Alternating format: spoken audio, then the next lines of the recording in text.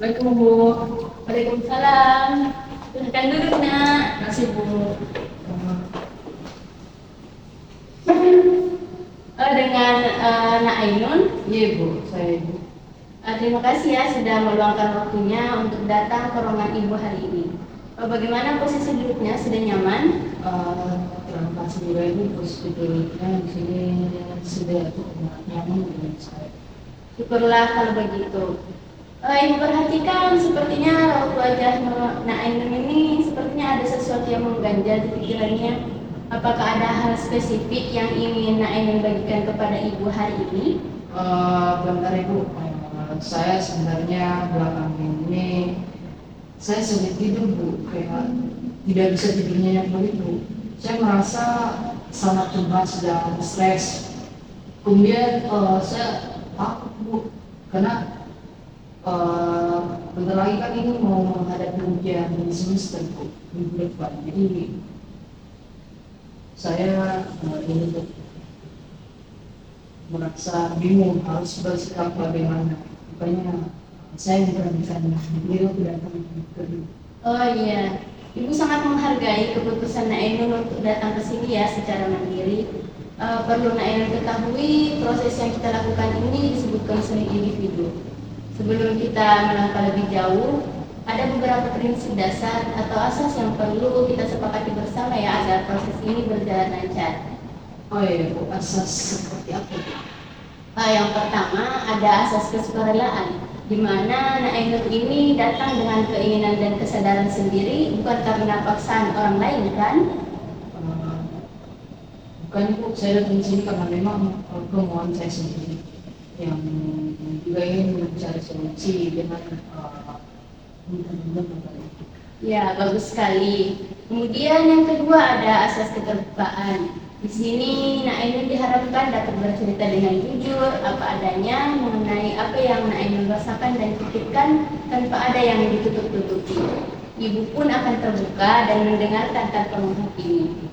Kemudian yang ketiga dan yang paling penting adalah asas kerahasiaan. Ibu akan menjamin secara penuh bahwa semua cerita, data, dan identitas Nak Ainun dalam ruangan ini tidak akan Ibu bocorkan kepada teman, wali kelas maupun orang tua tanpa izin dari Nak Ainun. Jadi Nak Ainun bisa merasa aman.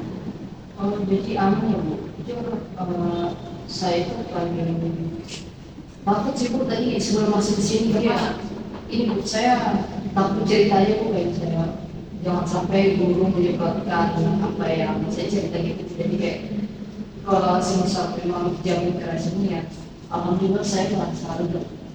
Ya, tentu saja Nak Ainun, kerahasiaanmu adalah prioritas Ibu. Selain asas tadi, kita juga perlu menyepakati batasan waktu ya dan peran. Di sisi konseling ini akan berlangsung sekitar 30 sampai 45 menit ke depan. Kemudian dalam proses ini, Ibu sebagai fasilitator yang akan membantu Nak Ainun mengurai masalah. Sedangkan keputusan akhir untuk berubah tetap berada di tangan Nak Ainun sendiri. Lalu pendekatan yang akan kita gunakan adalah RPBT, di mana nanti kita akan banyak berdiskusi untuk menguji apakah pola pikir Nak Ainun selama ini sehat atau justru merugikan diri sendiri. Bagaimana? Apakah Nak Ainun bersedia dan setuju dengan aturan ini? Iya Bu, saya bersedia dan setuju. Baik, sebagai bentuk komitmen dan persetujuan kita, di meja ini Ibu sudah menyiapkan ya selembar kertas. Saat ini Nak Ainun secara sukarela dan setuju melakukan sesi konseling, siap terbuka dan Ibu akan berkomitmen menjaga rahasia Nak Ainun. Silahkan dibaca terlebih dahulu dan jika sudah setuju silahkan ditandatangani. Iya baik Bu, sini memang tertulis jelas sih Bu tentang kerahasiaan dan juga sukarelaannya. Iya. Oke, saya tanda tangan dulu Bu. Ya. Oke. Terima kasih banyak Nak Ainun. Ibu juga akan menandatangani sebagai komitmen Ibu untuk menjaga dokumen rahasia ini. Sekarang dokumen persetujuan ini sudah sah, landasan kepercayaan kita sudah terbangun ya Nak? Iya Bu. Oke. Sekarang mari kita urai pelan-pelan. Ibu dengar minggu depan sekolah kita akan mengadakan ujian semester. Ibu lihat kamu belakangan ini sering kelihatan tegang, wajahmu pucat, dan kamu bilang tadi merasa cemas luar biasa. Sekarang boleh ibu tahu apa yang berkecamuk dalam pikiran Naomi terkait ujian minggu depan? Eh, saya selalu berpikir bahwa saya harus mendapatkan nilai sempurna untuk menjadi bermanfaat. Dan kalau saya melakukan kesalahan ini, nilai saya turun atau gagal dalam ujian itu adalah bencana dari saya. Teman-teman juga pasti menganggap bahwa saya bodoh dan saya merasa masa depan saya hancur. Tuntutan mutlak berupa kata halus untuk bisa masalah dan diri itu membuat saya semakin tidak tahu apa maksudnya. Oke, ibu paham yang Nak Ainun rasakan. Sekarang mari kita uji pikiran Nak Ainun. Secara logika, apakah ada hukum atau aturan yang menyebutkan seorang siswa harus mendapatkan sempurna tanpa cacat? Dan jika memang Nak Ainun melakukan sedikit kesalahan atau nilai ujiannya menurun, apakah itu bukti yang secara otomatis membuat Nak Ainun menjadi orang yang kurang pintar secara keseluruhan dan menghancurkan masa depan Nak Ainun? Ya, kalau dipikir secara logis itu ya tidak ada aturan sih, cuman ya yang mau nilai halus soalnya cuman ya kayak gitu Bu, menghalangi orang belum tentu membuat masa depan kita rasanya itu Bu, rasanya saya menunjukkan jika saya tidak menjadi yang kembali Ibu. Ya, ibu mengerti rasa takut yang ibu hadapi. Namun, mari kita lihat fungsinya. Apakah dengan memelihara tuntutan bahwa kamu harus sempurna itu membuat fokus belajar menjadi lebih tenang? Ataukah pikiran itu justru membuat lidahmu kaku, pikiranmu blank, dan bahkan memicu keringat dingin saat belajar? Benar sekali Bu.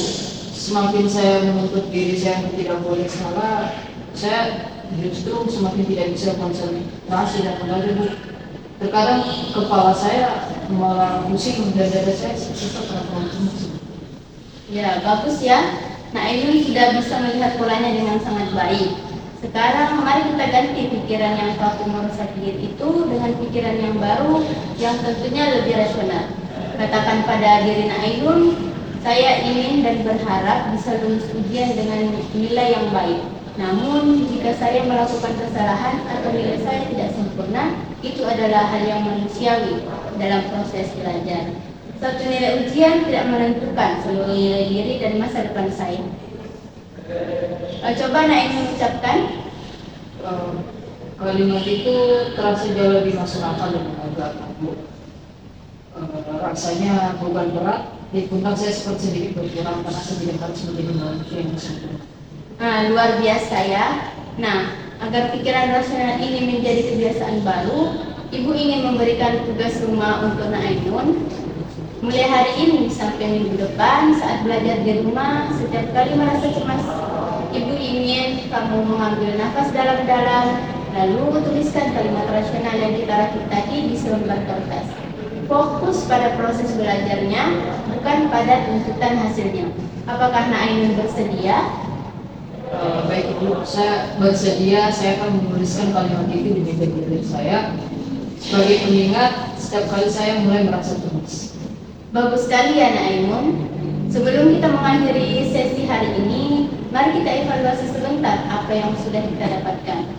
Bisa Nak Ainun simpulkan kembali pola pikir lama mana yang ingin diubah dan pola pikir baru apa yang akan Nak Ainun gunakan mulai saat ini?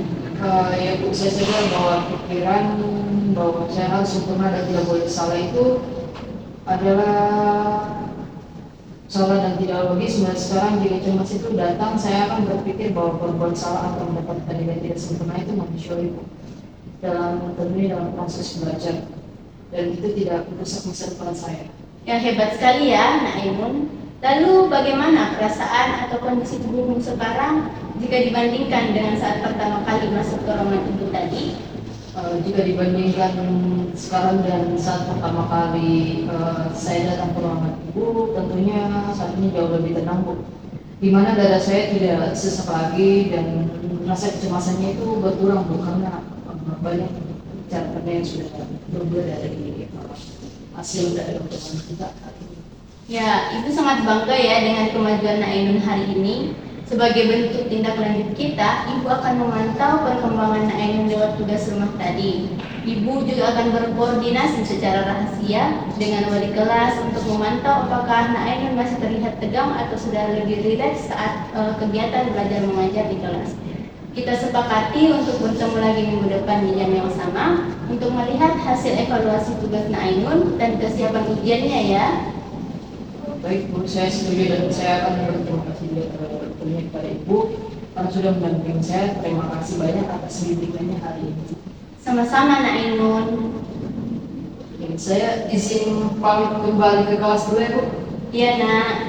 Oke, assalamualaikum. Waalaikumsalam warahmatullahi wabarakatuh. Semangat ya belajarnya.